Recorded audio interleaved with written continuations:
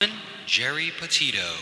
I'm not an addict, I'm just an ass. And in time, this too shall pass. I'm not an addict, I'm just an ass. Geri Petito taught the class.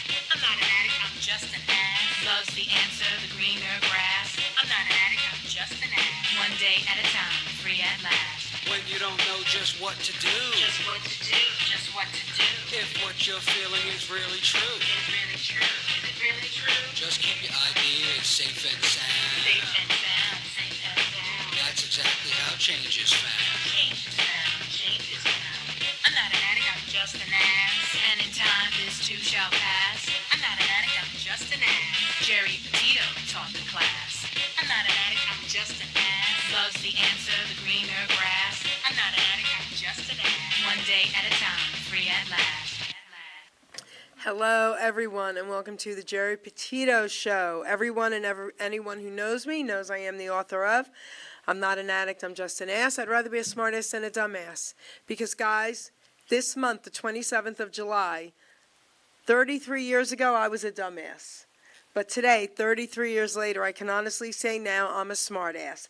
And yes, the word ass is in the Bible at least 40 times, and it means donkey. And that's what I was. I'm saying all that to say this. There's a lot of people out there struggling. You know, family members also struggling with their family members that are addicted. We've lost a lot of people. I've even lost family members and friends over the last few years. And I want everyone out there to know someone is listening. I'm also a nutritional health coach. I'm a recovery coach. All my services to you are free. Please, please reach out. If anyone thinks my book can help them, because I sure do, you can go right to Simon & Schuster's bookstore, Archway Publishing, BAM, Amazon, Barnes & Noble, and you can go to my website, www.geripetito.com. And guys, please subscribe to the Geri Petito Show YouTube channel. Before I introduce my incredible guests, I just want to give a shout out to a few of my sponsors today. First, I've got Stormin Norman Selden, 732-245-4777, www.storminnormanselden.com, booking dozens of attractions for concerts and performances on venues of all sizes. Guys, he's got a 5 to 12-piece band, and Norman is incredible on the keyboards. He's an incredible pianist, let me tell you. And he's also a teacher as well. I'm going to be interviewing him here soon, and he's going to be talking about teaching, I don't want to say just seniors, but seniors who feel like they're bored, they don't have nothing to do, and they want to learn the keyboards. He's going to be teaching them. And a lot of people don't know this, but he helped get Larry Chance from the Earls back in the day when Larry was young started. Remember the song Remember Then? Well, Norman had something to do with helping Larry. Larry, rest in peace, Angel. I love you, and I miss you terribly. Rest in peace, sweetheart. Then I've got Ken Ryan and Linda Garofalo, The Way It Used to Be, singing songs from the 50s to the 80s, a tribute show to the greatest music and voices of all time. And guys, Ken even does some Elvis for me, baby. That's right, all right? He learned some special ones. He's a huge Elvis fan as well. And also, that's right, they do a lot of fundraisers.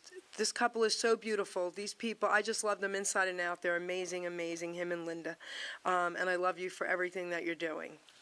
And then I've got John Bishop, a.k.a. Johnny B., singer-songwriter, host of the Entertainment Luncheon South, a nonprofit network created for the creative.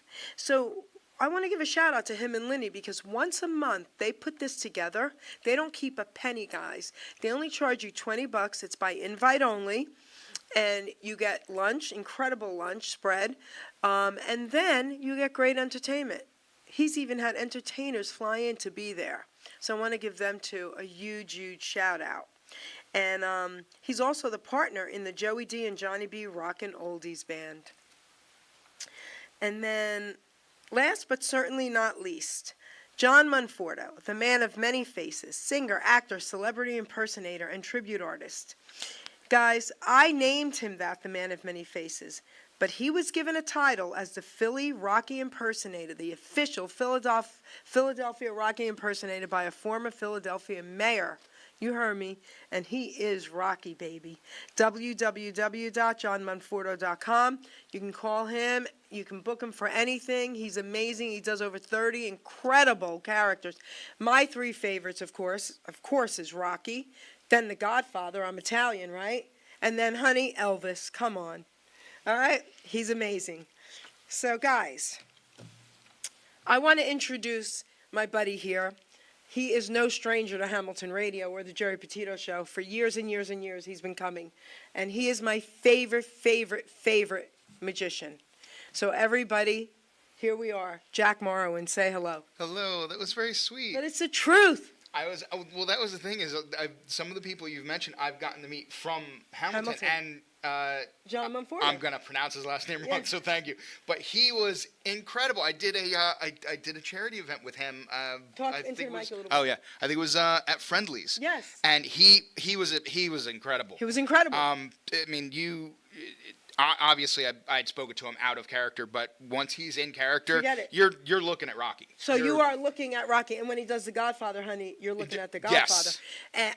And what's great about him is he changes in 5 minutes.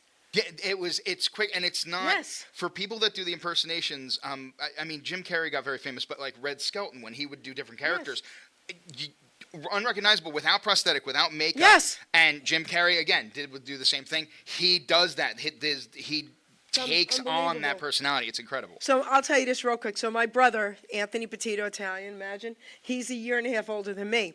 And he's nothing like me. He's super quiet, calm, okay, all that. So he was sitting in the room in the back, right, with my daughter and all, and I see him going like this to me. So I come over to him and he goes, "Get that guy, I need a picture."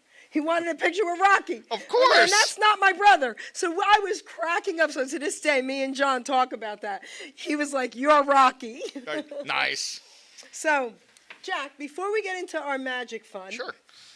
Tell everybody, first of all, a little bit about yourself.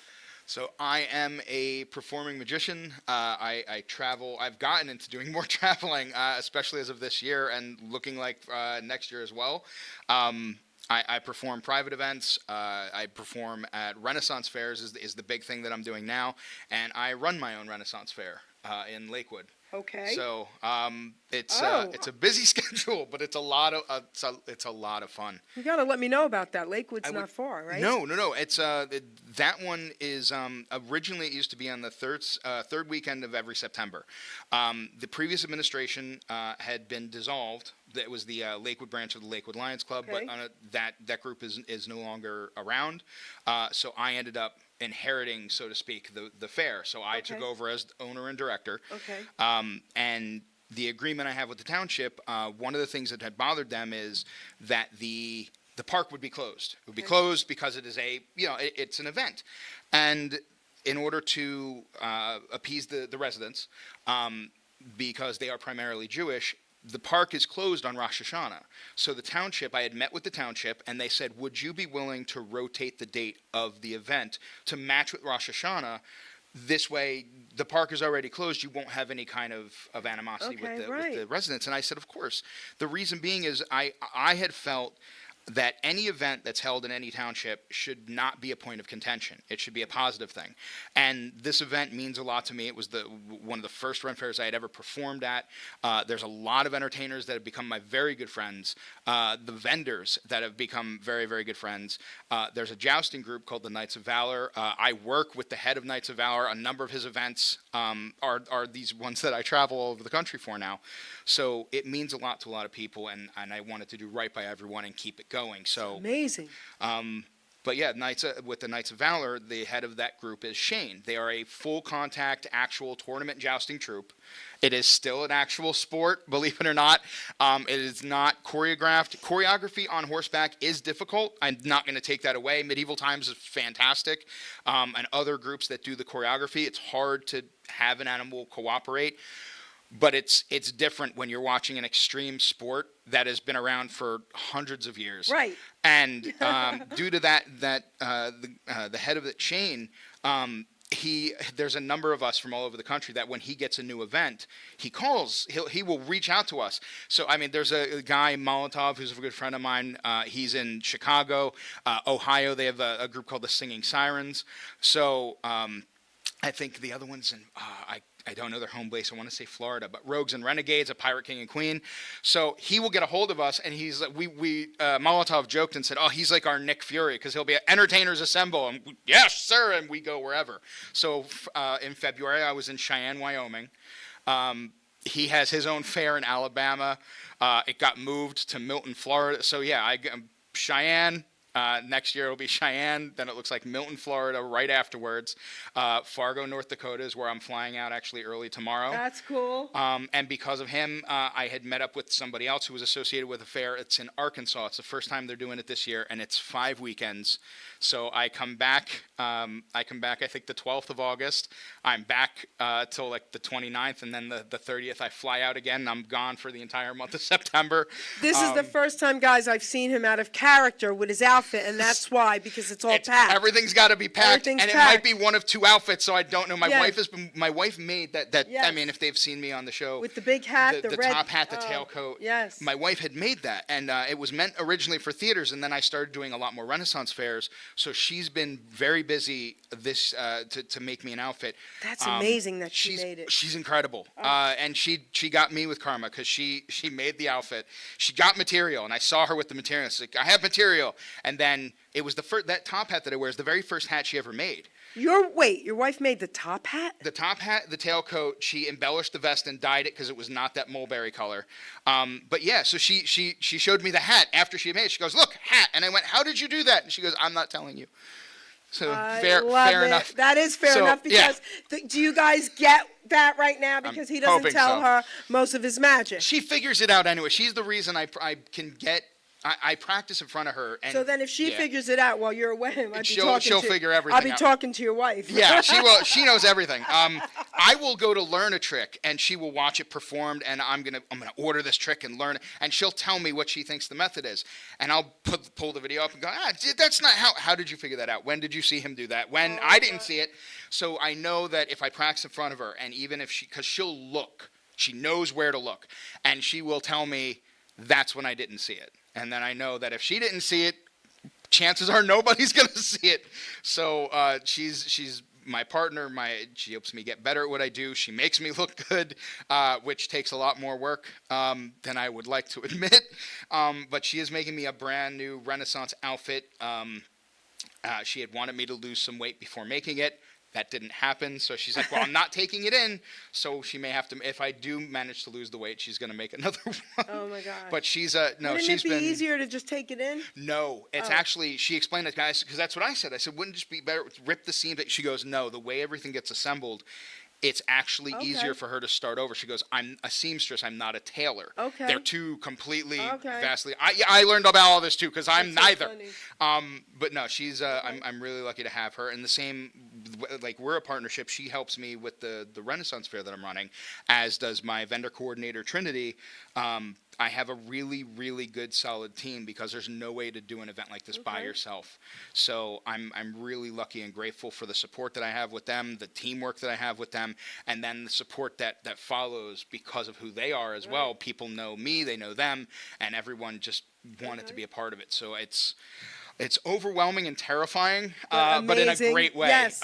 So yeah, I'm really thankful for every opportunity that I've had, that I continue to try and seize upon, and yeah, it's. So I have a question for you. Sure. When did you start doing magic, and when did, like you?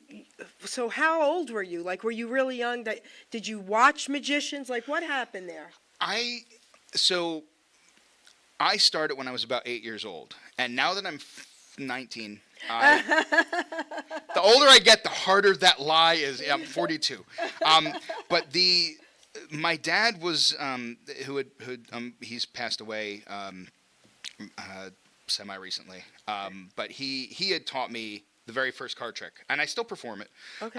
But he had taught me, and through them, they years ago, and I actually now have copies on DVD. But years ago, on I think it was ABC, they had World's Greatest Magic, and it was magicians from all over the world showing some of their best illusions. Lance Burton and Jeff McBride, and so I would watch these magicians and watch these things, and I had a magic kit and learning, some card tricks and stuff. So. And ones that, looking back, and when I learned them, and that was the one thing you end up finding out as a magician is when you learn the magic, and you learn how it's done, there's a small amount of disappointment about how simplistic some of the methods are. But the thing that I have even said to my own students is what you want to do is remember how you felt when you first saw it. Because the people you're performing for have not necessarily seen that effect before. Hold it. I want to interrupt you. Sure. I don't like to interrupt you, but I No. have to. So I don't feel the same way you feel because I've learned only a few, all right, because they won't tell me everything. I am even more excited about the trick once I know. Some methods are. I don't want to give the magician away, but it's Right. a magician I very much admire, and people who know me know exactly who I'm talking about. It's a guy I look up to. Some people told me that I will give the name. His name is Jeff McBride. He is Yes. a magician out of Las Vegas. He is phenomenal. He is. And I got to see him live, closer than you would normally get to see, at a magic shop in New York called Phantasmo. Okay. And I was sitting at the right spot to watch his show, and I caught the move. And not because I was looking for it, but just because I just happened to be in that How right old spot. were you? When was this? Oh, this was, maybe 6 years ago? Oh, not that long ago. No, this was right, this so was go fairly ahead. recent. And it was one of those moments where it did not derail. It was more amazing to me to see what Yeah. he did to pull it off. Yeah. And I definitely don't want to put No, part of the no. routine or give away what I saw No. at all. But it was amazing watching his technique and some of the stuff I learned with certain routines I've seen where I learned the method and I would go, really, like nothing I would have thought of. Really? That's so cool hearing from you. It's I'm as big a fan of it as I am someone that performs it. Okay, So cool. But in certain aspects, when I learned tricks, I was like, but it was disappointing because you think that there's more to it sometimes. But the magic, and that's we were discussing even before we went on, like is magic. Is real? magic real? What do And- you guys think? Is it real? It's yes and no, and it depends. And the reason I say that is, as far as the tricks, It's real. that's why I refer to like people. Some people I think Chris Angel refers to them as demonstrations. I do refer to them as magic tricks only because the word trick, as I use it, is there is a trick or a method in There's how. no black magic? No. Okay. There's a method to how to do this, and anyone can learn how to do this stuff. I'll It's pay you. the- Teach me. What, There is- if I do it, is it considered black magic? Our producer Ruben is black, okay? I was gonna. That was well played, Ruben. Okay, well played. I told him he needs But, to be a comedian. That was good. But but that's just it. Is there's a trick or a method. Wait, we have to teach Ruben a few tricks. I can. We can title him Black I'd Magic. say we could. Okay, we're going to work on this now. All right, go ahead. It's a collaboration. Yes. But yeah, so I do refer to them as magic tricks for that reason. I don't like the term of tricking as in you're tricking someone. People don't like to be tricked. I want to Being- be tricked. No, being fooled. Being confused in the moment. Those are good things. Being tricked still holds that like negative Not to connotation me. of Come on. somebody. It's like, well, they don't like to be felt like they're dumb. There are people. That's why some people they challenge the magicians of. I I know challenge- how you did that. And No, I challenge magicians in a different way. you do. I you have- love being tricked. There's a couple different ways people receive magic. One is they'll see it and they look at it like it's a puzzle they want to solve. Me. There's an excitement about it. Yes. And it's not that they necessarily want to perform it, but they don't. It doesn't take away for them. Just like you. No. You're like, oh, that's cool. They've solved Yes. the puzzle. That's that one piece that they're missing. Yes. There's some people who they don't want to know anything about it. They just want to they want to live in that fantasy moment. Not me. Then there's others that they feel like in one way or another that the magician is taking something away from them, even though that's never presented. I've never presented that No. way. Some people do feel that way. All right. And when you get some people that are a little aggressive and need to feel the need to like, oh, I know most of the street performers will get it more than anything else, because when you're in the street performing, no one paid to get in to see you. They happen to see you, so they feel a little more emboldened, I guess. It happens a little less for magicians like at Ren fairs. I don't really get that. I will get lighthearted banter with people in the audience, which I want. Yeah. But the really, like, the hecklers and the more negative thing, unfortunately, the street performers get it more. I have friends that do primarily street performing, and they're Amazing. far more talented than they're incredible. Better than you, because I don't know too many. Well, that's that the thing are. is, there's three aspects to any magic trick. I've always Okay. looked at. There's the sleight, the move, the method, the whatever it is that makes the trick get from point A to point B. Okay. There is the performance, Okay. which is the part that I feel is my strongest suit. Okay. And then there's the misdirection, which I also feel is one of my stronger suits, is getting the audience to pay attention to what you want them to, not what you don't want them to. Street magicians and those that do the street performing, the performers that are on the boardwalk, George G. I know a friend of mine, Mike Matson. Those guys, and if I forget their name, if they do watch this and they forget, I don't mention their name. It is nothing against you guys at all. There's plenty of guys. Connor O'Carrig, Leprechaunner. He performs at Ren fairs, but also does what's known as busking, which is in between events, performs in the street, earns a little money, and continues going. These guys are so used to crowd work, and their magic is perfected to a point because it's out of love of the craft, passion, and also absolute necessity, because you will get better faster performing in front of an audience than you will by yourself. And when you are performing surrounded, as these guys do, they don't have necessarily something behind them to block the magician's view. Okay. They're doing stuff that is so incredible. And even if I know the method, I've watched them pull this stuff off without breaking a sweat. And I talk with them about their methods and how they've customized certain things to fit their performance, their style. If a basic handling didn't work, how they've modified it for them. And those conversations just resonate with me, of one, being able to talk shop with like-minded people, but having that camaraderie and having a mutual respect and appreciation for what we do. It's a very small community. There are a lot of magicians, but we end up getting to know a lot of Okay, so let me talk about other magicians. Sure. I'm not mentioning names. There are magicians out there that don't want you to act like you're questioning them, or, Yes. oh, how did you do that? Or let me try and figure it out. Guys, listen, get off your high horse. Because if you're going to perform in front of people who love magic, that's what we want to do. So I talk to you after the show. I just don't want to reveal stuff here. we talk, me and Of you and course. Barry talk. But do you see where I'm going with that? Like, I look at it, there's a great line in the original Pirates of the Caribbean movie, Okay. where they were talking about where they're in the cell. Jack Sparrow's in one cell, and there's these other guys in the cell, and they see the Black Pearl. Oh, the Black Pearl, and I hear rumors of that they leave no survivors, and I know I'm gonna I'll get railed in the comments for not knowing the exact script, but it's Jack Sparrow replies, if they leave no survivors, I wonder where the rumors come from. The whole magicians never reveal Yes. their secrets. Yes, in a typical audience, we don't do a trick and then show the entire audience exactly how Right. it happens. However, if we never revealed a single secret, there'd be no magicians. So when you see someone excited to learn, and again, the people who you can, and you tend to be able to read people after a while of who wants to learn just because they need to feel superior, or who wants to learn because, like you do, they need to solve that puzzle, love or it. who wants to learn because that might be the next magician. That might be the next person on America's Got Talent. That might be the next person who becomes the next When Las are you Vegas doing magician. it? I can't. I have not gone. I've been told I should. It is something I will look into. The show that because in America's Got Talent, the way that the show is set up, if you look bad on that show, and again, I've never been on it. I don't know anyone who's been on it, but whether it's done intentionally or it's just the nature of the show, that could kind of hurt you. there's a show called Penn and Teller Fool Us, and the only reason I have not applied to go on that show is because I know in my heart I will not fool them.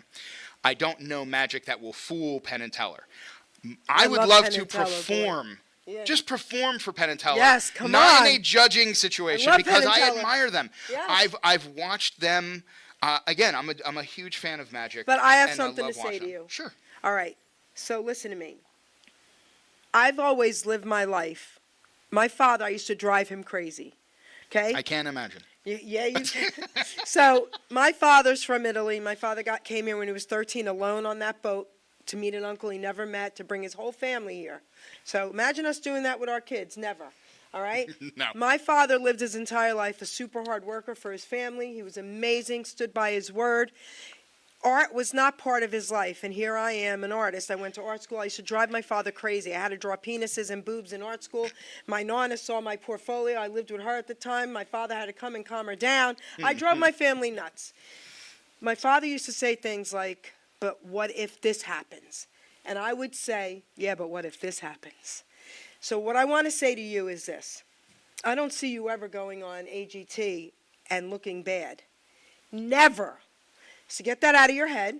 One of the Renaissance Fair performers I've seen is Jacques the Whipper, and he was on AGT, and I've seen him live. I've seen him. Okay. And I that was kind of encouraging. I'm like, yeah. Okay. Maybe I should. So listen to me a minute, and I mean this from the bottom of my heart. Mae West once said, it's better to be overlooked than looked over. So even if it's not going to happen, but say you did terrible, it's not going to happen. You're still going to be known. You were on AGT. They're going to still want you. They don't care how it looked on there. You go in that office and show them what you could do, they're going to be like you're hired. Here's what I want to appreciate say. that. But here's what I want to say. What if it doesn't happen that way and it's incredible? You have to look at it that way. So your wife will be making you the most incredible outfit for you to be on AGT. Maybe some pink and purple. I would go in the steampunk Okay. look. I would All go right, in the top there hat and you tailcoat. go. All right, so listen to me. Come on. All right, think about it. I will. All right, I so absolutely now will. I want to give everybody a little treat here.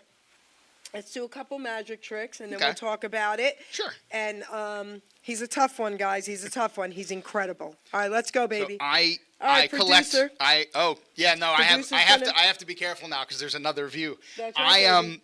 I collect cards. I collect. There's your basic run-of-the-mill cards, and you had asked me before. Do I use specialized cards? Specialized as in they're printed. Wait, producer, did you switch to the camera? Yeah. No, I don't see it Oh, here. we don't have to switch just yet. I'm not doing anything just No, yet. you could switch. But yeah. So there's your basic cards, and you had asked me, do I use any like funny cards or gimmick Yeah. cards? I don't. You'd said like if you had just brought a deck of cards Yes. from home, I could do whatever you're about to see with whatever cards you bring. Did you hear what he just said? I'm going to be giving him a deck of Elvis cards. I Should have brought him today. like these look like regular run-of-the-mill cards, but if you feel them, you'll feel the difference. Yes. I They're have plastic. These. I have these. I got these, one, because the box was cool, but two, wherever I go, Poker dealers hate them because they slip. they do. But for if you're performing in a wet environment, like if I'm performing and it's either a little more humid out than normal, paper cards don't last too Okay. long. So plastic cards, Because very I good. owned a poker league, Ms. Night Owl Poker. I'm a poker dealer, a poker player. All right, so look, we're on screen. Look at this. Perfect. And then All right. I'll do this. This is these are this was a gift from one of my kids. It's an Alice in Wonderland deck of cards, and it has the artwork that you find in the classic. I want to find one of the. They're colorized instead of the black and white, but it is the artwork from the original. That's pretty cool. Show the. That's pretty cool. They can't see too. So it's but yeah, it's That's okay. it's an Alice in. I love Alice in Wonderland. It's my favorite classic story. It was my favorite Disney movie. So when they gave me this as a cool. birthday gift, it was I keep that with me. I don't tend to use them because I don't want anything to happen to them. I am get going it. to perform with them at some point, but I just keep them in wherever I go. This deck actually comes with me. Okay. And I have a deck actually with one of my sons, his picture on it. Okay. I keep that with me too. Cool. So when you're doing close-up magic, you're not necessarily on a stage. On a stage, you have the benefit of the wings, the cover, the lighting. You have a lot of ways to cover. So in close-up magic, you need to have create your own cover. That's your hands. That's using even decks of cards. So I watch his hands for the oh, trickery. she does. So I'm going to go like this. I want you to call out stop as I just riffle down the deck, and we'll stop there. All right. So go ahead and call out stop. Stop. Now, here's the thing. Okay, if he I stopped. break there, I can see this card. This is not the card I want to use because I can see this. We put that away. So the card that's face down, that's the one I want you to look at. So go ahead and take that one. take it? You can take that one. Show the camera. I take it? Yeah, take it out. Take it out. You look at the camera. I'm not. Mr. Close Oh those yeah. eyes. I have to look down now because I can look. I can just see the screen across. So you got it. I got it. Okay. Close your eyes, mister. Okay, I don't I'm good. trust We're good. magicians. Got it. All right. Now, what do you want me to do? Okay. with this? Call out stop. Okay. Stop. Place it face down. Good. Hold your hand and hold your hands out. Your hands. Woo. This is the shuffle part. Okay. You're shuffling. I am He's shuffling. shuffling, guys. Well, I'm that's the thing. watching it. I don't know how to fake shuffle. There are methods. I know. Again, magicians don't reveal the secret. There are methods of card control and other things. I'm not good at it. He just shuffled in front of me, and I'm a poker dealer. I watched it. So like here, we have open your hands, hands. I do it this way. You can see 1, 2, 3. I'll do it this way. I do the in your hand shuffle instead of on the table. All right. In my hand shuffle. There it is. Yep. Good. They're all mixed. Hold on. Your card is still in here, right? Like I don't want to. There. No, don't like stare at it, but I'm not going to stare at you it. got. even It's when I there. know It it's is there. still okay. Good. Because if it's not there, then Right. that's a different trick. That would suck. Okay. So he's putting the cards away. Put the cards away. Put them in the box. Okay. So now here's magicians will sometimes use Can the I deck. look in your sleeve? You could, yeah, You're good. sure. All right, it's not there. I could do this naked, but that's a different show. And they won't let that show on Facebook or YouTube. No one would want to see that. Okay. So what I'm going to do is, again, you have to have your own cover. So I want to King of Clubs. Am I close?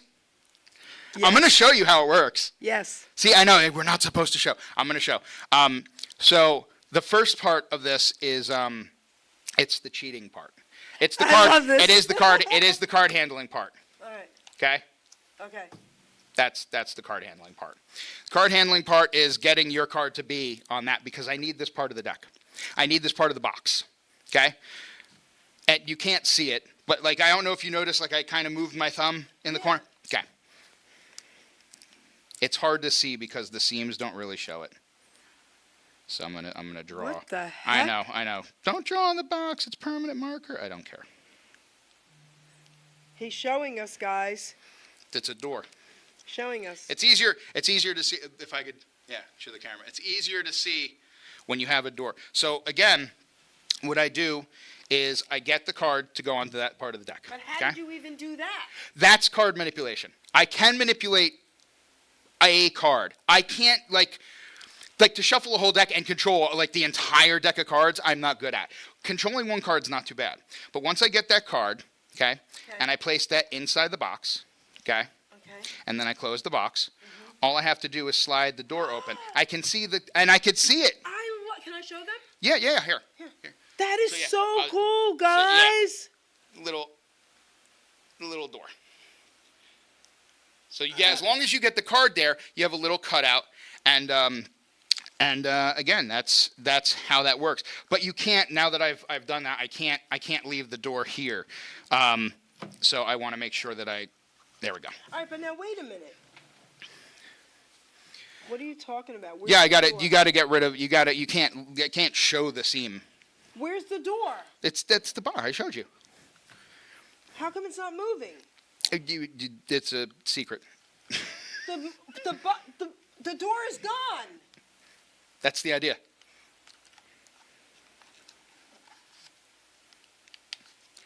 I told you we have to have our own cover. All right. She's So I'll show you later. I'll show you later. All right, But that's, again, with having cover, that's one of the reasons why, like I said, I collect cards. There is I was door asked. is gone. The door is gone.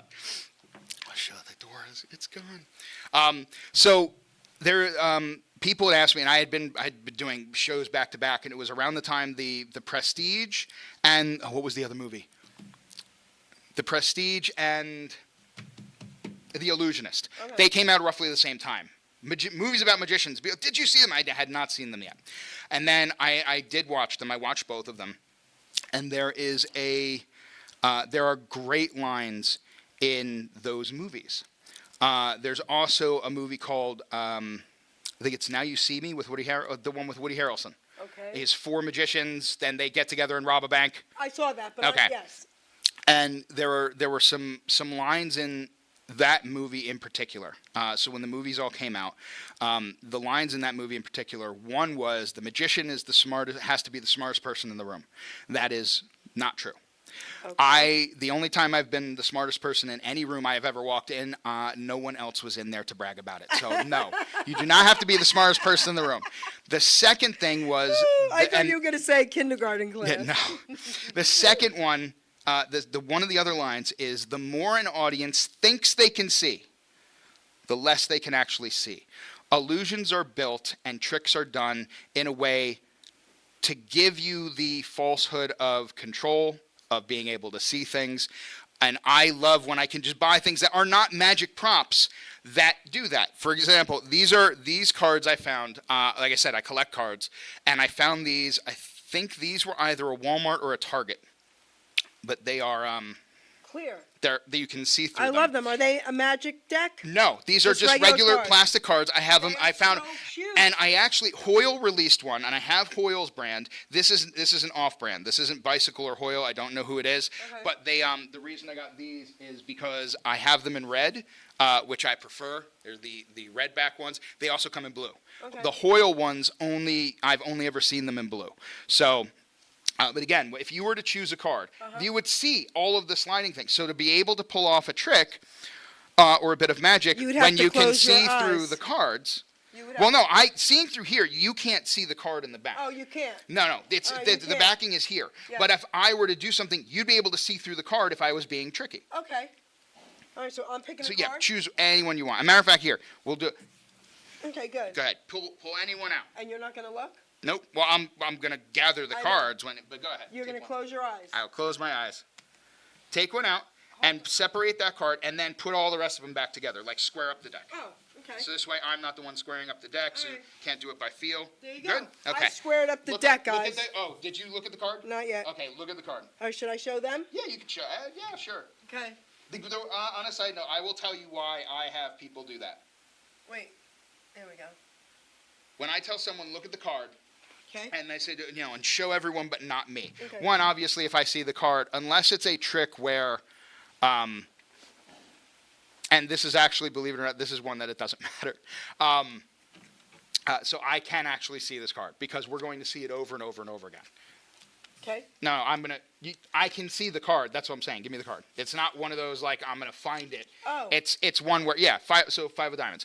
So the idea that when you have someone show the cards, and the reason I looked away and did that, it was just to explain, the reason we do this is twofold.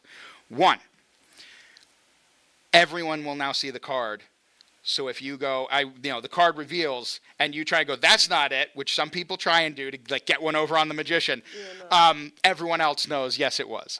Okay. But two, other people seeing the card, sometimes the person I'm doing the trick with will honestly forget the card. Sometimes. So That's now why if you have I other looked at it people, again. You just said yeah. to me. So and now other people see it, so it's fine. But again, the reason I like this is with regular cards, they're opaque, so you can cover. With this, transparent. Okay. You see every card, well, not every card underneath. Eventually it does get opaque. Okay. But you can see way more than you would with a regular deck of cards. Alright. So if I do this, Okay. and I can still pull that off, Okay. it makes it a lot more impressive when you can see through How the did cards. you do that? And any magician who knows that this is known as ambitious card, the moves don't have to change, which is what I loved about this. How did he just do that? So here, I'm watching him. the way, I'll go through. So you play cards. So you know the terminology. Right. So if I do this with the cards, what is that called? Cutting? Cutting, or what? Splitting. Oh. I did say not. cutting. No. I handle cards a lot, and I found out I mean, it's going back a little while now, but someone was like splitting, and I was like, Yeah. sure, it's splitting. Okay. So you split the deck. If a magician or anybody pushes a card out to the side, do you know what that's called? When we do this to show a card, No. out jogging. Okay. You jog the card, jogging, just that little So if out to the side is out, what is up? Up jogging. Up jogging. I have the camera up here, you can see. Okay? I'm going to try and fan. That's the only downside with plastic cards is they don't fan as pretty. That's for me. Okay.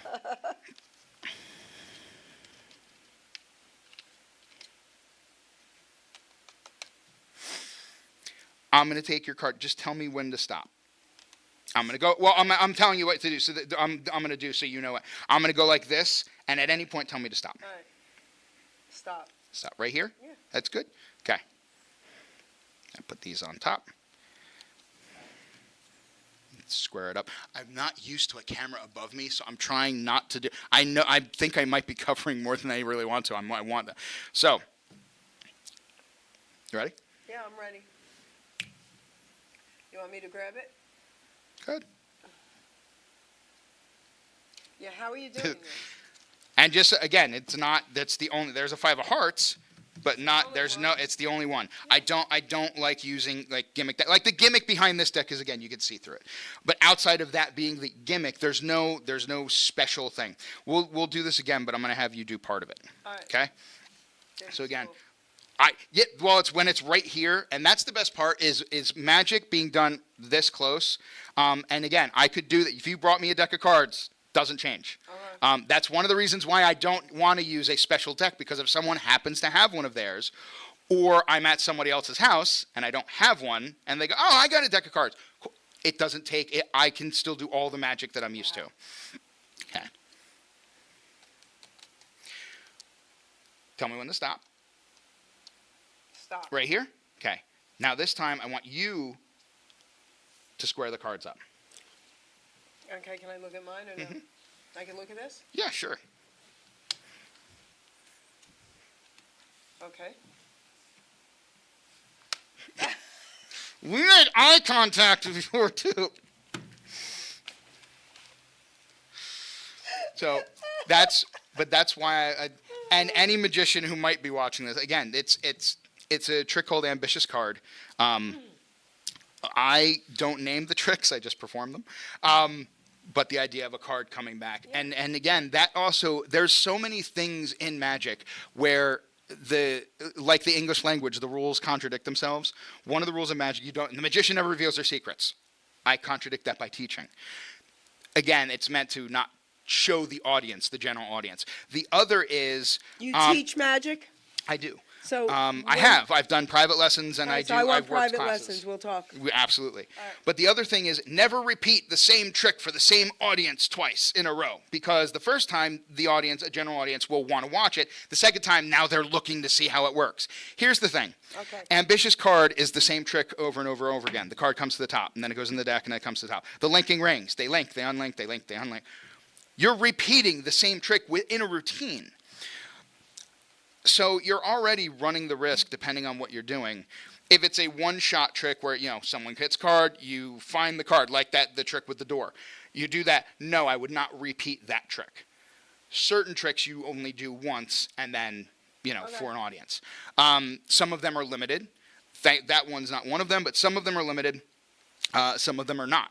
So ones that, they refer to as instant reset. That the trick is, as soon as you end the trick, you can do it right again, right off the bat. I think it's more, I would not want to repeat it for my own reason is I try to vary my show as much as possible, even if someone hasn't seen it in a while. So even if like at the Ren fairs, sometimes it's only a once a year thing. Okay, well they might not have seen me in a year. I still want to give them at least one or two things Yeah, different I than love what they that. saw the last time. Yes. So of that's course. where don't repeat the same trick. But Okay. the other thing that contradicts that is, who's your favorite comedian? Name a stand-up. Well, okay, Maniscalco. I'm going to see him again. Okay. Sebastian. Now, have you seen them do? Because and again, I know some people are stand-up comics. I watch how they I've deal with seen him like hecklers 3 and times. Okay. they'll come up with a routine. Okay. Now they'll perform that routine over and over. Have you seen that particular comedian perform the same routine? Like, you know the jokes, you know what they are. He performs the same routines, but he will always add something yes. And again, it's a live Take show. something away. But even if you know the joke is coming, you're still enjoying it, aren't you? I went 3 times. The Petito cousins meet in New York, and we're doing it again next month. I went 3 times, and we're hysterical, knowing the jokes. It doesn't matter. Yes. It's the performance. It's And the performance. And again, in a live show, some things happen with people. Magic is a very volunteer-based Right. art form. So the show will change. I don't prepare with any. I mean, again, I have a friend of mine who I'm going to be doing a trick with for a group of people. I'm preparing something because it's to look like they're. Okay. I don't want to give that away. Right. Just in case they watch it. I'm going to have to hold off this video from them seeing it until afterwards. But I don't tend to really prepare with an audience member. I don't have friends in the audience planted to do stuff. A lot of magicians don't.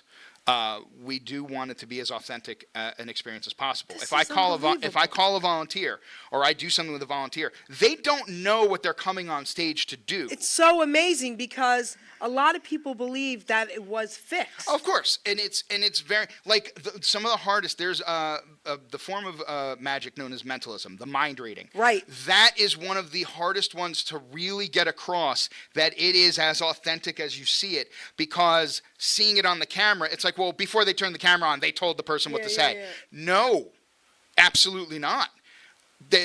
Could that be a way? Sure, but I know some of these effects. I know some magicians who Right. do a lot of mentalism.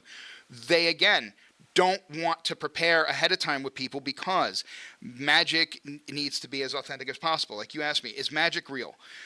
The tricks themselves, they're tricks. They're magic tricks. They're illusions. They're the props. Is magic real? Yes. Okay. And the magic that's real is what I've told people. I said, if you've ever listened to a song, you felt bad, you may have been feeling down, but you put on a song or you hear a song and it changes how you feel. Yep. Even if you're feeling good and you hear a song on the radio, now you feel so much better, you feel energized and you're singing along. Christmas. And the feeling of Santa coming, watching your children open their presents. Right. That's my gift every Christmas. Right. Whatever it is you celebrate, those are elements of magic. When I perform for somebody and they can escape what's going on with their own life for a little bit, you make somebody laugh. Yeah. I try to make people laugh during the show. Those are the moments that are the magic. The cards, that's not the magic. The magic is how you feel watching, listening, engaging with it. So do I believe magic is real? I do. I really, truly believe magic is real, but not in the way people would think. As a magician, I might think the magic is real. Okay. Do I really think I can make things appear and disappear? No. Do I give the illusion that is exactly what's going on during the show? Absolutely. Yes. And just escape for a while. The way I always wanted to present magic was 2 ways. Hey Jerry, give him $20. It'll disappear. That will disappear, and it will reappear in a fast food restaurant's cash drawer. It's part of the hard thing of losing weight. Oh my But God. You are funny. I do try. The whole performance thing is wanting people to really enjoy what they see. And in that case, that's where like I said, that's where I believe magic lies. Compliments. I watched the North Dakota Ren Fairs had Rogues and Renegades and Molotov performing at a different event, but promoting that fair because they're down there. And I watched the Pirate King and Queen from Rogues and Renegades talk about all the performers, and I'm like, oh, good, because I don't know everyone who's coming yet. Who do I get to see again? And there's a guy who's on this thing called the Wheel of Death. It looks like a hamster wheel that spins. He's inside of it. He's outside of it. It is over 30 feet in the air. It's a dangerous thing. He's incredible. He's a very funny performer, does some build up to it, and then goes on there. Molotov does stupid human tricks, Yeah, I i.e. the love sword Molotov. swallowing. Yeah, and yeah, yeah. He's awesome. The singing sirens will be there. But then the Pirate Queen had said, she came to me, and they segued awesome in character. But she goes, one of the funniest Ren Fair performers, period. Not funniest magician, funny. So I screamed. My wife did not know what I was watching, but I'm watching this video, and I screamed like a little girl. And my wife goes, "Are you okay?" And I'm like, "You need to hear what she said." I was so thankful to know that, I've had that effect on her. See that? When people come up and they really enjoy the show, that's magic for me. So is magic real? Absolutely. Absolutely. I think we need to remember that as people that, there is magic everywhere. What we tend to get so caught up in the stress and Right. everything with life, we don't hold on to those Right. moments of magic. The closeness with a family or a friend, the enjoyment in the small things. I am very, very simple. My wife brought me I was hungry. She didn't know I was hungry, but she came home and she handed me a burger she picked up because she picked herself up food, and she got me one. Magic food. Like I was. So I want everyone to really remember, like that's the magic. Like, yes, magic is everywhere. It's in the air. It's in the music you listen to. It's Right. in the live performances you see. It's in a book you can read. It's in Yes. everything. Yes. And that's what keeps me motivated to do this stuff. If I can give somebody that moment of magic, And you do. I try. You I want to. absolutely do. Guys, producer, please go knock next door. Seriously. I'm hoping they're okay. It check sounded on- like someone fell. Check on them next door. Tell them, please. All right. Yeah. Make Maybe sure they have the wasps or whatever as well. Make Just sure let them they're know still we're- okay. Let It them sounded like know we're on air. Make And- sure they're okay. And make sure they don't come through the wall. Right. Because that's what it sounded like for a moment. So, all right. So now listen. You have a pair of scissors Yes. and a rope. What the heck? So I have routines that I haven't done in a while. I haven't done, and the guy, Shane, the last fair I did with him this year was, his Ren Fair is called the Jubilee Renaissance Fair, and it was his birthday celebration. His birthday is in the spring. So he got to see, normally he's running the fair, so this was the Knight's Feast. It's a feast that happens at the end, or the Noble's Feast, happens at the night after the fair is over. It's an extra event for people who want to go. It's like a buffet-style catered thing, and then the performers will come up and do 15, 20 minutes, Okay. 5 minutes, 10 minutes here, just to give them, it's like a dinner and show. Okay. And so, because I have to fly to these places, I had to make sure that these are actually Home Depot construction scissors. And you're allowed so many inches, and I had a paper towel sheath that I have to probably remake, and it goes in my bag. And of course, the TSA will take it out, and they hold it against their little measuring thing. These are incredibly sharp. They're incredibly dangerous. I carry it in my carry-on luggage, because I do not check luggage. I need my show with me. I don't trust that it won't get lost, and then I have nothing, and I have to go buy everything else.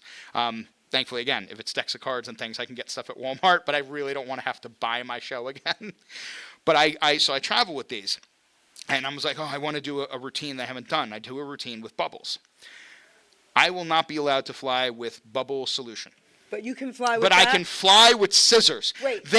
I bought a butter knife. So again, it was last year in North Dakota. I bought a butter knife from Walmart, a Walmart butter knife. So I could, because they had a little fridge in the room, and I would spread cream cheese on the bagel. It was a Walmart butter knife. And when I went to go fly home, they confiscated the knife because it had a slight serrated edge. Why are you Why are you allowed to fly with those? Because they fall within the requirement. I found out Requirement for of those what? of you What who need can to kill fly, you? there is a limit to the size of a blade. It has to be from the fulcrum. So for scissors, the fulcrum, the middle of the point where the blades meet to the end, has to be under a certain length. Again, And why are we allowed to fly with blades? Well, for a magician, I need them. I know, but But why? All right. Because. so go ahead, do your So thing. I normally do this. I had to come up with a routine. Years ago, I was asked to perform at a rehearsal dinner for a wedding. Okay. And they said, can you do something special with the bride and groom? And I said, of course I could do something special with the bride and groom. And I got off the phone with them, and the moment I hung up the phone, I said, what am I going to do with the bride and the groom? So it very quickly actually came to me doing a rope routine with knots because of tying the knot. And Okay. I found out... Producer, let's see what. Turn the camera. Yep.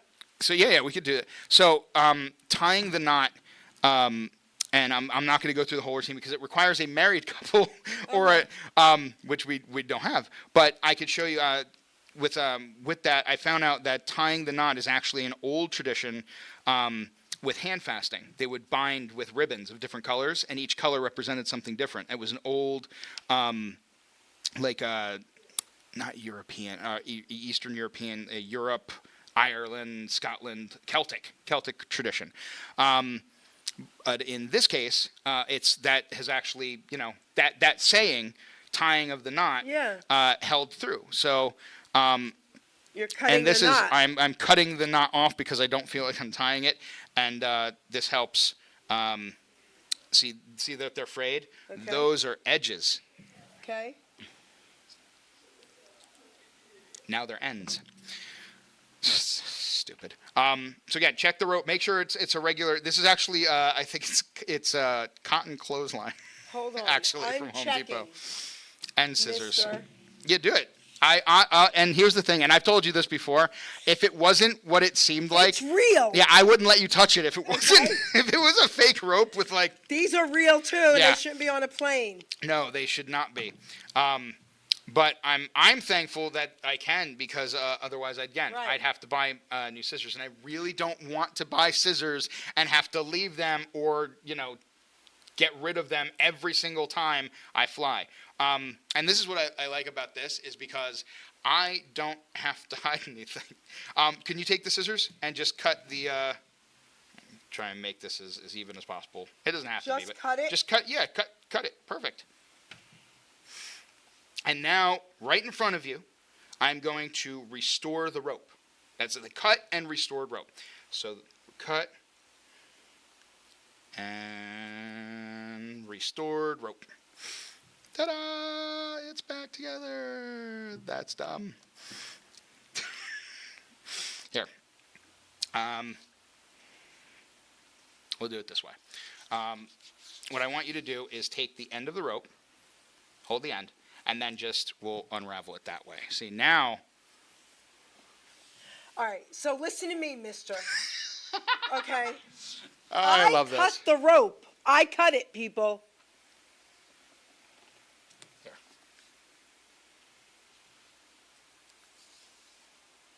Cut. All right. Are you a fan of I watch anime, which is like the Japanese animation, but like old kung fu movies? Have you seen any of the old where the person will take the katana and they'll I've boom, seen and they them, barely move it and then something happens? Yes. Check this out. Ready?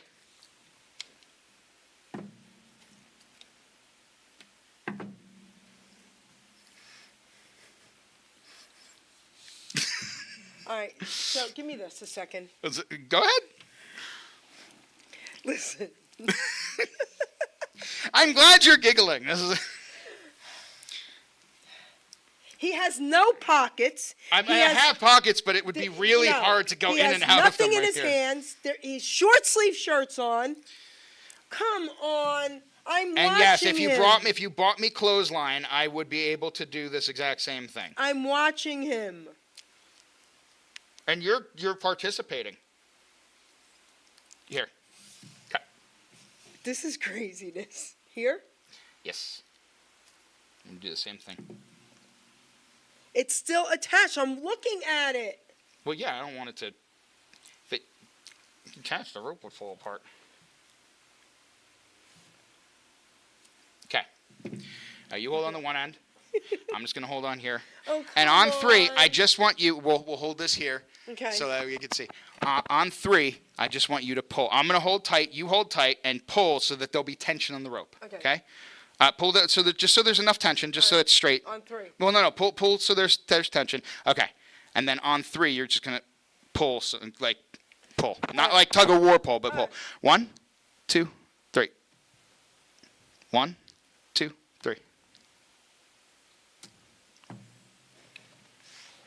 Okay. And no, I did not use my pockets. That was a dumb pun. That was pretty good. That is pretty good. All right, Yeah, that the was whole- amazing. The whole routine, when I initially do that routine, instead of just doing like a base cut and restored, I always like when there's like a reason for why I'm doing those things. And what I tell people is I start that routine off with the rope and I say, listen, I said that, the knot does, tying the knot, even though it's steeped in tradition, tying the knot doesn't really make much sense in today's wedding ceremonies. It's more the rope. The rope is a better representation of the relationship. You have to be strong, you have to be flexible, and there's one other thing that you need. And we'll get into that at the end. And then I have them go through. I said, I'm going to teach the guy some magic phrases to have him get through, help him and his bride-to-be or his wife, depending on the circumstance. Or whatever the partner is, whoever their partner is going to be. And I say, these will help you through all your troubles. So we do the first knot, and I have one of them cut. And then I say, what I need you to say is to get through small problems. It's a magic phrase. You might even be familiar with it. It's yes, dear. And they say yes, dear, and the knot goes away. And then the second one, where they cut and there's no knot, I said, if there's a break and it's not a repaired thing, that's a little more challenging. You need a more powerful magic phrase. And that one is, Sorry. I'm sorry. So I get them to say, I'm sorry. And the Pirate King and Queen were so great with this bit because I didn't prep them. They stayed in character. And then he had one of those like pirate guns, and I was like, no, don't do that. So funny. Don't do that. Just so then the third, I do a third one where I actually have the knot in the rope. I didn't do this with you. I almost forgot about it. But I tie the knot and I say, no, for a more stubborn problem, it takes a little more powerful phrase, which is, you were right. I was wrong. Dear. And then they say it and the knot doesn't do anything. So I take the knot and I slide it down towards them. I say, try it again. And then and it doesn't come off again. And I slide it to the other end. And then I just slide off. I just wanted to hear you say it.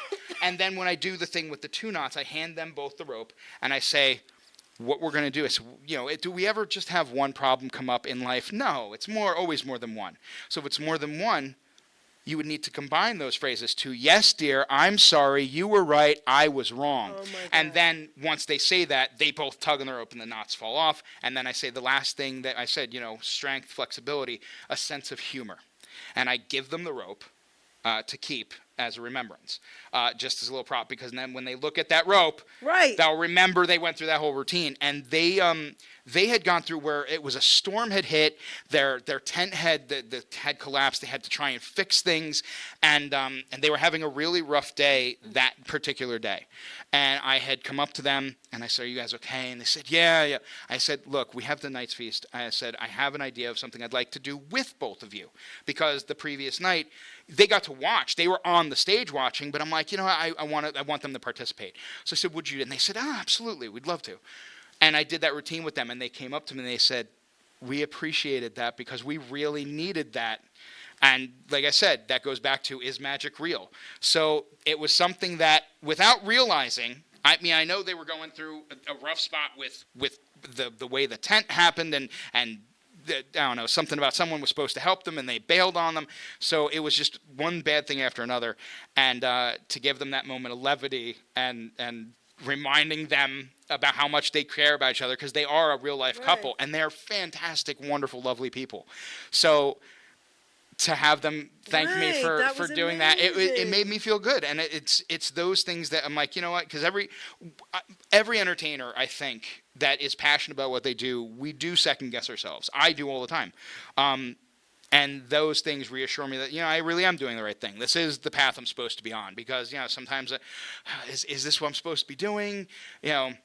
If I have a little time in between shows, because I'll come off from an event and I feel great, and then there'll be a little bit more time than I'd like between that and the next event, and I'm going, I'm not performing. I don't have that feedback, so I'm like, am I really on the right path? And my kids are great, and my wife is great. Now, how old are your kids again? My oldest is 22. Okay. My youngest just turned 4. Okay.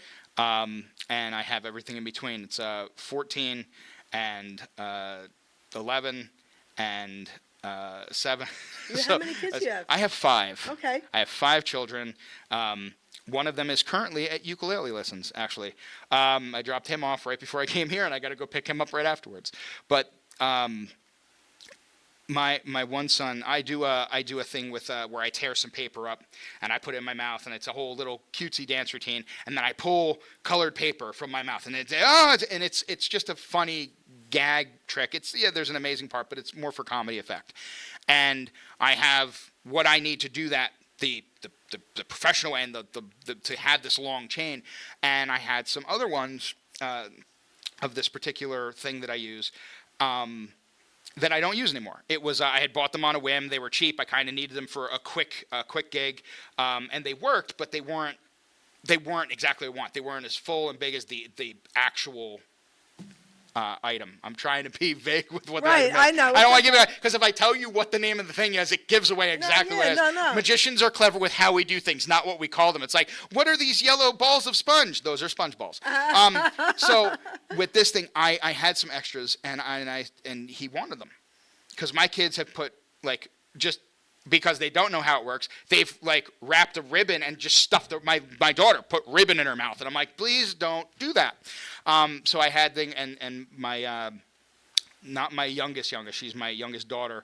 It's like bookends. My oldest and my youngest are bookended. The 3 boys in the middle, the youngest of the 3 boys, he wanted them, and I gave them to him. I said, sure. And now he gets excited because he'll be like, Dad, I'm doing a magic show tonight. Where? Here for you guys. Great. And he has my youngest daughter participate, and they do, if you've seen it online, like where they hold up a towel or something, Yes. and then the person moves and they're gone, and she's the assistant that helps him, and it's adorable. And the fact that they want to do this, my oldest boy of the 3 middle children, because my oldest moved out. I still talk with them. They're the ones that actually gave me that deck of cards. My son Tiergan, he is the one pictured on that other deck of cards, and he has a couple magic kits and things, and learned a little bit. Revelin is the youngest of the 3 middle boys, and he's the one who wants to do magic too. They keep taking my. I had a show, and I had my sponge balls. Someone gave me a great way to like prep them, because they get crushed in here. If you look, Yeah. they'll get crushed in here and they get misshapen. So again, it's a ball of sponge. So instead of buying new ones, the guy goes, what you do is you just take them and you soak them in water, because it's a sponge, and then you squeeze the water out. Okay. And so I squeeze the water out, and then you just let them dry a little bit, and they go back to kind of reconstitute, getting back to their original size and shape. I'm like, it's great. So I did that. I was prepping for the show. I did that. I laid them out, and then I went to go prep the rest of the show. And then by the time I went to go put stuff in the car, all of my sponge balls were gone, because my 4-year-old daughter thought that it'd be a fun game, like an Easter egg hunt, to hide them all over the house. And I recovered. I own 8 of them. And I recovered 7 of them. You can't find the I did. Eventually we All right. found it, but she hid them. And then we're like, okay, well, where did you put them? Trying not to be annoyed, but I have to walk out the door in 5 minutes to be there, to give myself the time I need to set up. Where is it? And then she forgot where she hid it. Of course. And I'm like, oh, great, fantastic. So eventually it was located. Are you going to do a trick for us with them? Sure, I can. All right. Listen, we could do like 2 more tricks. Sure. All right. So in this case, we'll just ignore the fact that it's misshapen. Yeah, it's okay. Can I touch it? Oh, yeah, of course. Well, I'm going to hand it to you, so you're Okay. going to touch it. Because I don't trust Which is this. one of the. There are so many jokes I can make, and I don't know who watches the show, so I'm not sure. Families watch the show. Yeah. All Well, right. I performed where turn your head and cough. Like I've done. I was at Asbury Park, and it was, I did not know what type of event it was going to be. And then when I got there, I saw all of the rainbow banners and things, and I found out very quickly what type of event it was going to be, and it was a lot of fun. We basically went, it was the Chamber of Commerce had brought me and a couple other people in, and so we went restaurant hopping and store hopping. We interacted with patrons and people, and I did tricks with the sponge balls. And I went to another table, and the next table had been watching what I did at the previous table. And they said, "Oh, are you going to show us tricks with your balls?" Okay. And I said, "No, I thought I'd use my deck." Oh and I my pulled out a deck of God. cards, and I went, I "I'm love sorry, it. it was a dumb joke." And they were like, "No, that was great." Okay, I love so it. it was a lot of fun. But here, open. Are you right or left-handed? Right-handed. You're right-handed. So then squeeze. My finger, Jerry. I was. Okay. Okay. Well, here. I have it. I can feel it. Yes, It's in my hand. Good. So here, and now, like, I could do the the serious version or the normal version. Which one do you want me to do? The serious version just kind of changes scripts. You might feel something tingling in your hand, and it's All right, normal. Not normal. Okay. So I feel it. good. Turn. Open. Yes. No. Yeah. Yes. No. Yeah. No. Yes. Yes. I don't. What do you mean by no? How did You you can get two see in it. my hand? Here, look, open. This is with two of them. I normally don't do it with just two. And again, not standing up. I'm not used to sitting at a table doing this stuff, so this is new for me. Okay. So, hey, Macarena. No. Yeah, right. Okay, you squeeze here. Okay. Fist bump.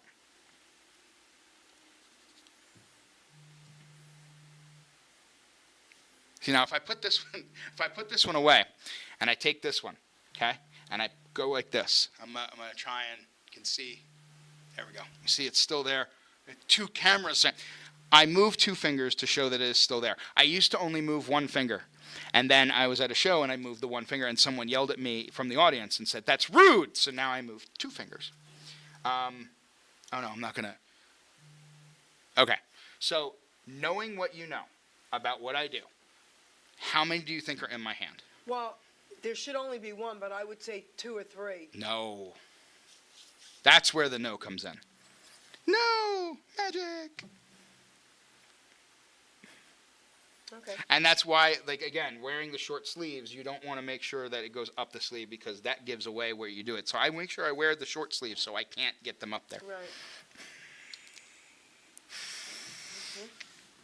All right, give us one more, and then we'll. I will. All right, let's see. One more good one. Do I have anything that's not too close up that I haven't done?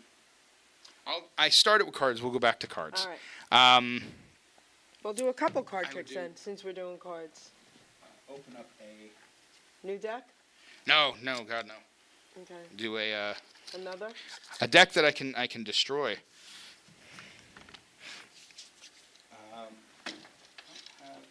Watch. The Oh, that camera. was the upper camera. Yeah. Ha! It was all part of my plan.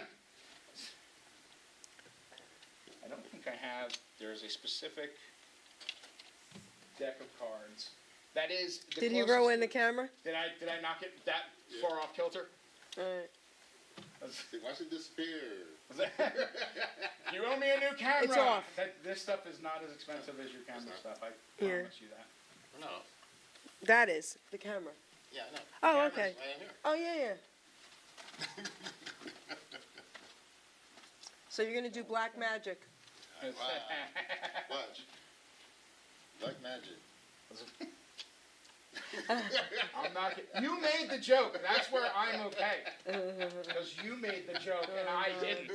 I make the joke, I'll get canceled. I'm not. So the reason I do this is I don't even think this is an entire full deck of cards, which is par for the course with me. But with card tricks, with certain decks, I want a full deck of cards. Other ones where things will get destroyed. Yeah, we don't care. Yeah. So Okay. this will kind of prove that it is as legit as possible because, and again, you would not prep with me to mess with your audience. Nope. I would not so- prep with this guy. So Trust here's the me. thing. All the backs of the cards, they're all empty, Okay. and all the fronts of the cards, nothing has your. That one's on the floor. Nothing has your signature on it. No. So what I'm gonna have you do is choose one Okay. and put your name somewhere on like the front of the card, not the back. Okay. Okay, the So front. you want where the numbers are. Where the numbers, the if you end up with Yeah. a picture card, All right. but this way it's the only card like that. So go Okay. ahead. All And right. this one, this is one of those ones I won't look. You take the card out. Okay. You got it out? Hold on. Yep. Okay, I'm gonna, okay, I will take these, I'll square them up here. and then you can show everyone your wonderful signature on the card. I will look down and away. Okay, wait, hold on. There you go. There Good? you go. Perfect. Okay. All right. So I go like this, and I like the moves where I can either spring them or let them fall from one hand to another, because then gravity takes over, but it looks kind of pretty. So I'm gonna go like this, and you call out stop All right. wherever you want. Stop. Place the card face down. Good. Wait. Oh yeah, you can. Yeah, okay. Okay, making sure. I'm making sure because I don't You don't trust this me guy. at all. See, that's the thing. Like with poker, don't they have to like keep it like flat to the table? Like you can't lift the cards and hold them. Isn't that like a tournament rule? Like they have to like keep it like Sort of. and then they can only lift up like the corners Sort to of. avoid peeking. Like I Yeah. don't play cards, so I don't Okay. know what the actual rules are for any of that stuff. That's in so- the World Series. Well, somebody told me, as far as that stuff goes. Whoop, that's not yours, right? Nope. Okay, I Wasn't pause. mine. Freeze frames, just so I don't. All right. I would love to be like that was part of it, but no. No, it wasn't. But yeah, I don't know. My brothers would watch like the World Series. the World WSOP. Series, and I'm not a card player, but I will make jokes about it. But people they're so nervous. Like, oh wait, I was like, look, we'll play cards, but then we use my cards and I shuffle. And they're like, no. I will not use Magic. Like I play things like Magic the Gathering. Like I play card games with friends of mine and stuff. And the thing is, I refuse to use what I can do with Magic in those games for two reasons. I would love to have you at a poker game and use your magic. Well, there's at two it. reasons I don't. One, I don't want to win like that. If I win, I want it to be legitimate. Like I win because I but use the we game. would But two is plan because to have fun. Yeah, but I don't know enough about the games that I'm playing to Alright. know what would benefit me in any given situation. Alright, so alright. I can't cheat. Alright. Poker is like more. There's specific rules for something like complex, like Magic the Gathering, which has rules upon rules upon rules. I don't know enough about it to cheat that way. Alright.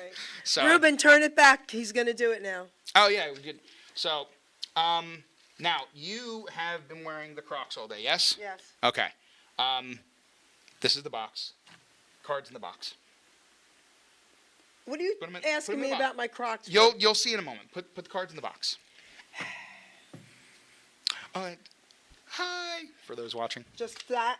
Yeah, put the cards. Actually, I don't know if there's a draw out there. There. Take some rubber bands, put them around so that there's no way I can get into the box. How many? However many you feel comfortable, it Yeah, doesn't matter. okay, you know what? But I've asked people to wrap the rubber bands around the box, and they went this way with it. No, yeah, go over so it keeps the lid of the. Yeah. That's the part that makes sense. Well, it must have been the man that did it the other way. Is it? Yeah. I'm just saying. I figure it was just me not being clear. Did I just say it? You were clear with me. I don't I know was, about yeah, that. I wrap it around so I can't get in the box, and to the side, like. Okay, you can't get in this box. Okay, so put the box away from me, All right, I can have and it here. pick one of your Crocs. My Or, as a matter of fact, here, Ruben, you've been in the other room. Ruben, right or we'll do left? it this way. Right or left? Can you slip your shoes off of your right or left foot? Okay, come on over here. We have Ruben. Okay. I want you to take off either shoe, whichever one. It slipped off nice. Yeah, put it on the table. On the table. Yeah, I'm gonna reach for it, so I don't want it to. I had to get it, and I didn't want to have to walk around. I already had the issue with knocking the camera off. Okay. So, was there any reason you picked your right shoe? No, it wasn't like uncomfortable or anything? Okay. I don't know how. I'm gonna try so we can show the camera. There we go. Ready? It doesn't. No. No. Are you up, or is that one on? Yeah, it's on. This Yeah, one we is on. got it. No, Right that's here. what I want. That's what I want. Ready? Yeah.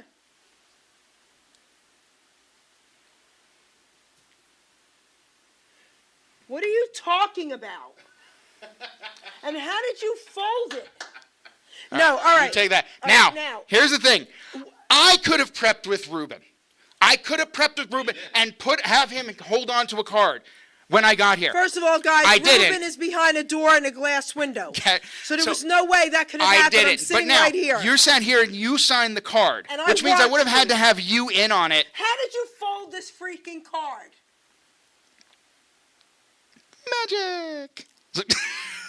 All right. Go ahead, open up. Are we? I don't know which camera. So the one on the. Okay. Oh, you have it where you could see. So go ahead and you can hopefully show them. No, so now listen, it's here. It's here, guys. I have the card with my silly name on it.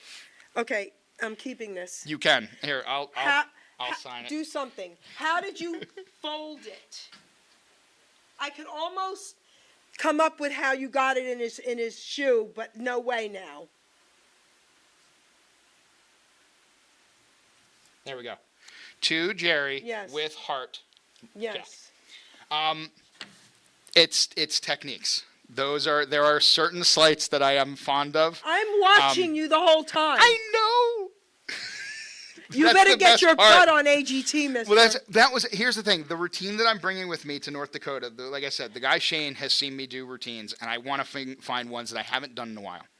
And there's a routine I did with bubbles, which is why I have to buy Bubble Solution when I get down there. And I created the routine initially not to be something I was going to perform. It was a routine to music to help me with what I always felt was Do you my... want these stupid cards Yes, now? I do. But it was a routine that I came up with to help me with the thing that I felt was my weakest part in magic, which was sleight of hand. So I created this routine, and I was teaching a summer camp of magic at the time with two friends of mine, and I was telling the students about this. I said, yeah, I have this routine, and they wanted to see it. And I said, yeah, all right. I'll show you guys, but again, it wasn't one I was going to perform. So I performed it for the students to show them that you can come up with a routine just for practice, and they loved it. And so they had like a staff thing where I performed. So that was the first place I performed. It was at the summer camp, and I've performed it on stage since.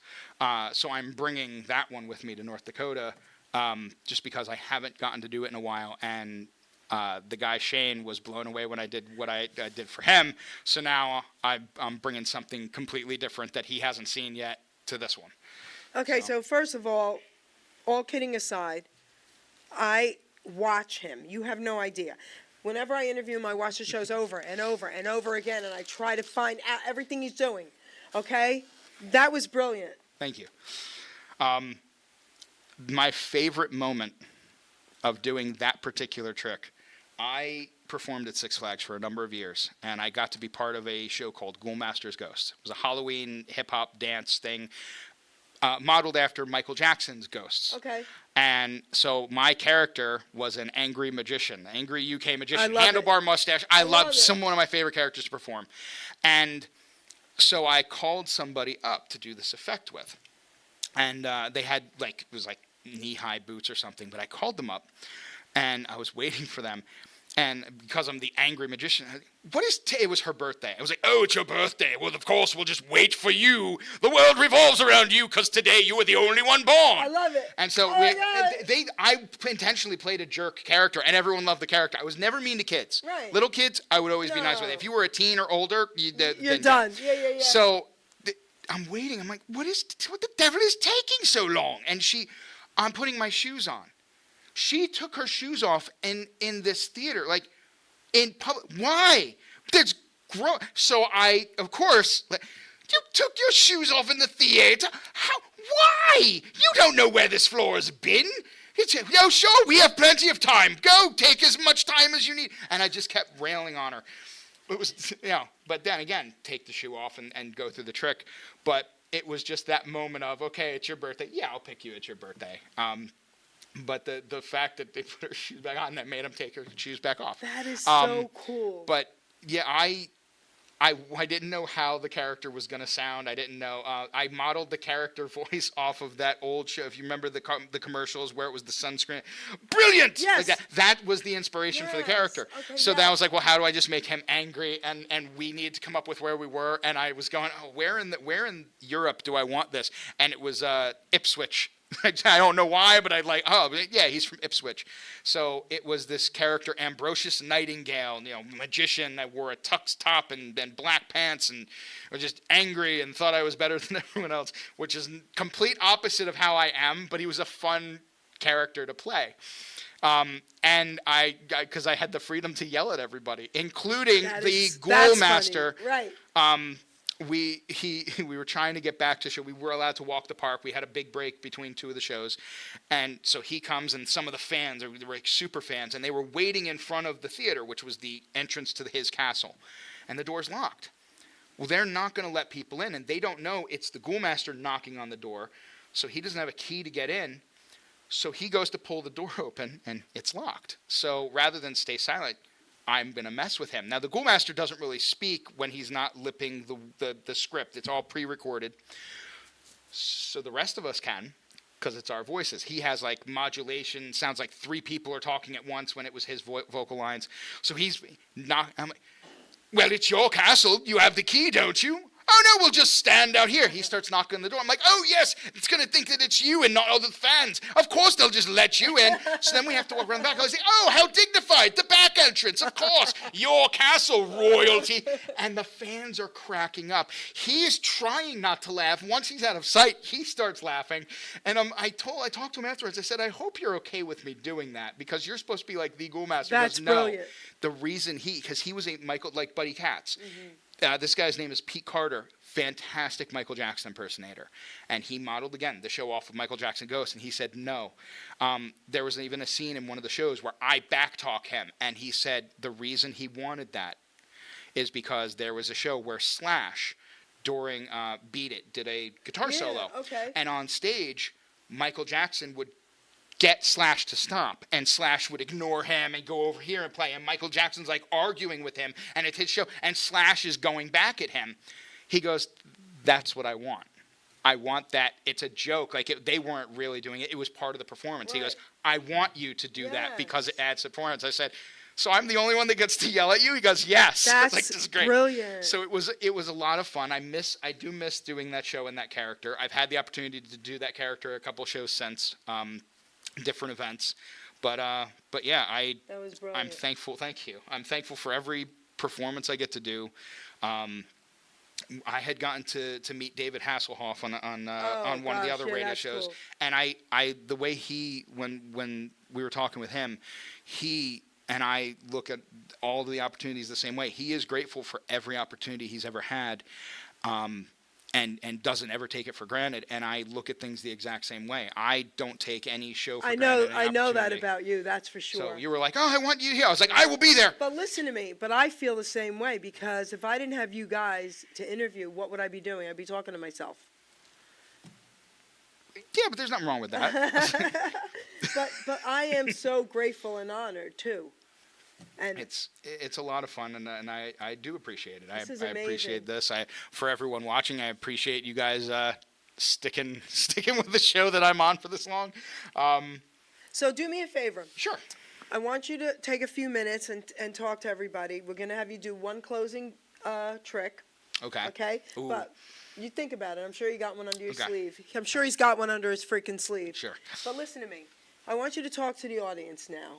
Okay. And give them some encouragement. Tell them anything really cool you want them to know, and how to get in touch with you if they want to hire you. I can do that. Let's so do it. The words of motivation, I think, there were words of motivation shared with me from an older magician who's unfortunately no longer with us. But he spoke to me. He was a brilliant performer, and he was like, the props, the magic tricks, the costume, none of that's what makes you a magician. The thing that makes you a magician is the people who are willing to share their time with you to let you share your magic with them. And going back to, again, is magic real? I do believe it, and every one of us has that magic inside of them. You have the ability to be there for somebody, to help someone get through something. And don't hesitate to ask if you need someone's help getting you through something. That closeness, a hug, is scientifically proven to help elevate levels of things within us to make us feel better.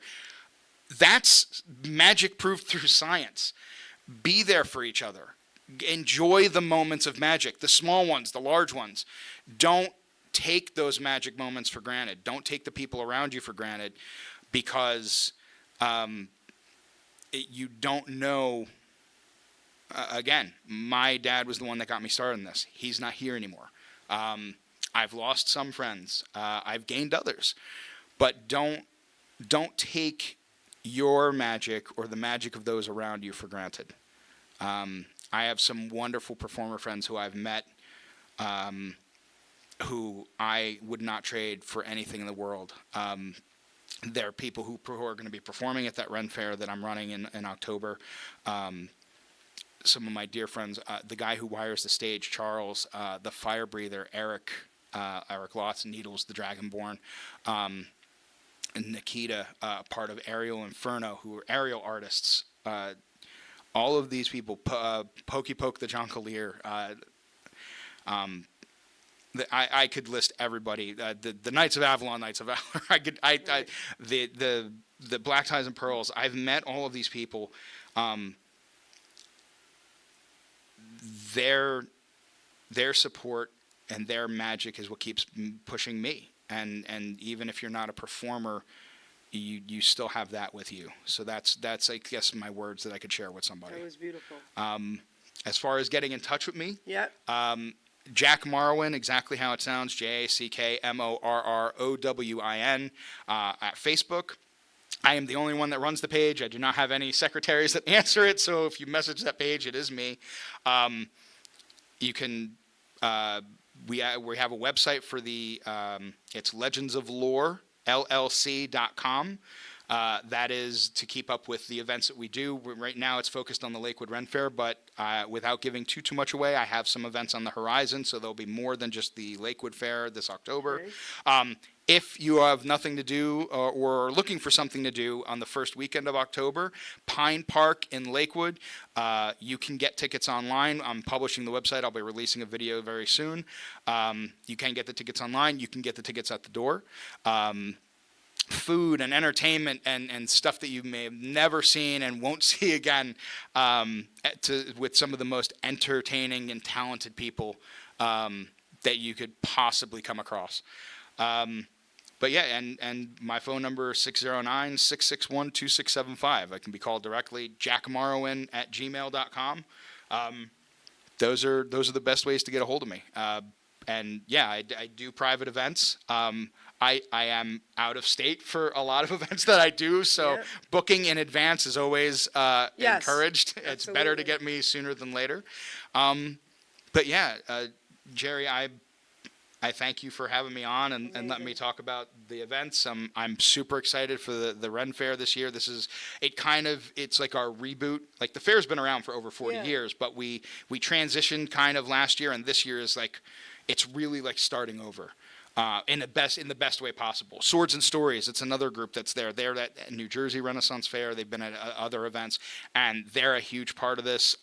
They reached out to want to help grow the fair, and I've been in talks with the ownership, the group leadership for them, and I'm really excited about it. This is definitely a year that if you're looking for a Ren Fair, you've never gone, or even if you've been to one, you're looking for another one, this is definitely one to check out. I am so happy for you. I can't even tell you. Fire breather is going for a world record on Sunday, Sunday the 6th. Okay. He got in. They accepted his application. So the fact that like Sunday is like the day, I'm really excited for him. And I saw him develop from when he first started. I met him a couple years ago, and I've just watched him grow exponentially as a performer, as a fire breather. We've become very good friends, and he is so dedicated to his craft and just can do things that I've seen other people breathe fire, and I've never seen them do some of the stuff he could do. Off air, I'm going to ask you a question. Go ahead. No, off air. Oh, off air. But yeah, no, thank you so much for having me. Ruben, thank you for not yelling at me for the camera. But thank you also for having me on. First of all, I love coming and visiting with you guys. Anytime. I miss you Listen, guys. You can come anytime you want. Call me. Say, Geri, let's do another interview. My door's always open to you. Come on, knock it off. I will let you know because if the timing wasn't so tight with all of the traveling and the fair, But yeah, maybe after either after I get back from North Dakota or Let me at know. least get back from like once the fair is over. Okay. And let me know if you want to come. I'll get you a ticket. So where? That's one of the things I can do as All the right, so director. we'll talk about that Yes. after off air. So Ruben, you want to say something real quick? Yeah, Cliff, I want to say congratulations, because I know you really picked up a lot of gigs Yes. over the past year, traveling here, there, and everywhere than before. Amazing. And that's what I'm saying, congratulations, because you really worked hard at it. Yes, Thank he you. did. Thank Yes, you. you did. So I want to thank you for honoring me again. I love you. You know how I feel about you. You're my favorite magician. I mean, you guys haven't seen nothing, trust me. I want you to share this. I want you to take everything he said into consideration, possibly go into these events, get in touch with him, please, please, please. We're going to close out, Ruben, not with my song. We're going to let him do another magic trick, so show it, and then we'll just end it after that, after I make fun of him. All right, here we go.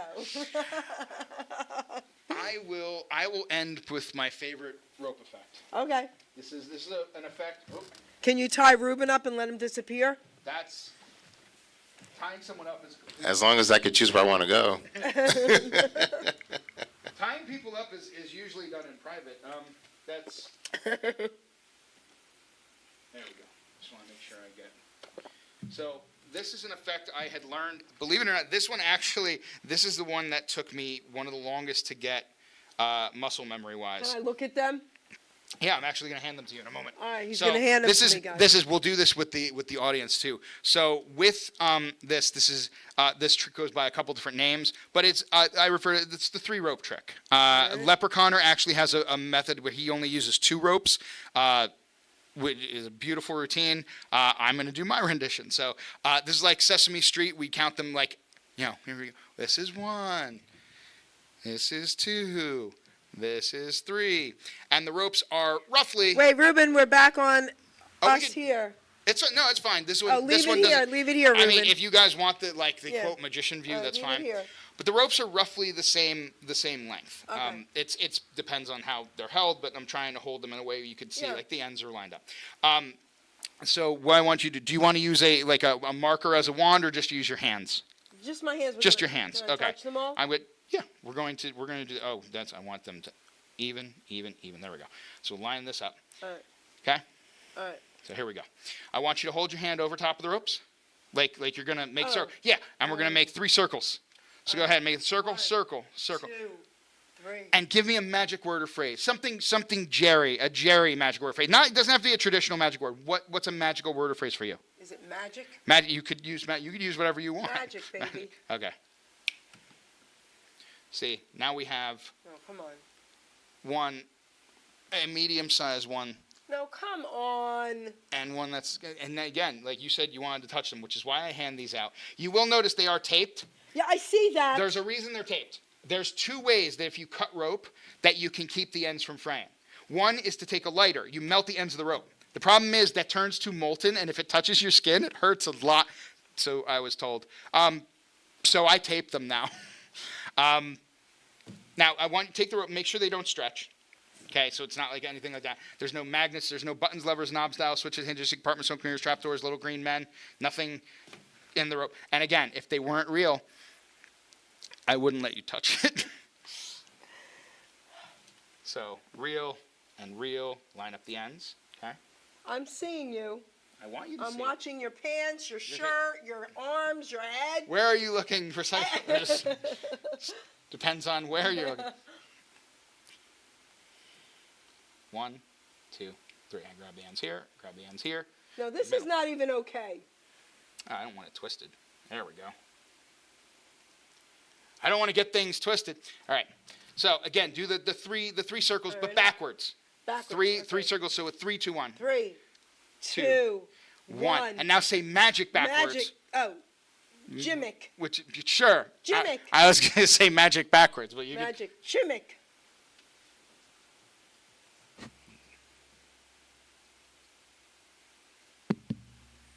which would be 1, the same size as 2, the same size as 3. No. Now, here's the thing. We'll get rid of one of these ropes because I'm using 3 ropes and you only have 2 eyes, so it's hard to follow. So get rid of 1. Now, what's 1 plus 1? 2. Yes, in magic we have 1. What are you talking So what- about? Here. Can I borrow your hat? No, No? you I really bor- can't. I can't borrow your hat. I'm not taking this off. I will. This is the only time I will use my pocket. I will take the ends. There we go. Okay, I'm trying. Which camera is it? It's that camera. All right, it's all my right, pocket. all right. So here, if I put the ends in my pocket, see now. How the did ends- you do see now- that? But this only gives me a loop of rope. This doesn't do me any good. I still need those ends. We'll twist. This is now seeing why this is one of my favorite tricks. And this took me forever to get. Go.